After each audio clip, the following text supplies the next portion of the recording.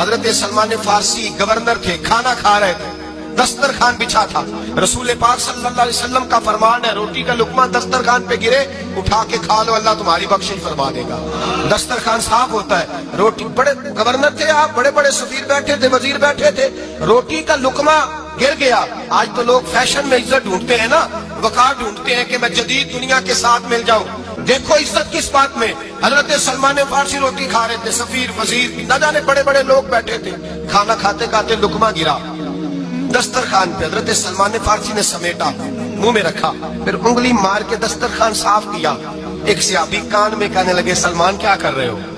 کیا کر، آپ گورنر ہے، سوچئے تو صحیح، یہ لوگ کیا کہیں گے دنیا دار کے مسلمانوں کو روٹی نہیں ملتی، اٹھا اٹھا کے کھا رہے۔ کان میں بات کی، کان میں، حضرت سلمان فارسی کان میں جواب دے سکتے تھے، کہہ سکتے تھے نہیں ایسے ہی کرنا ہے، انہوں نے کان میں بات کی، لیکن جناب سلمان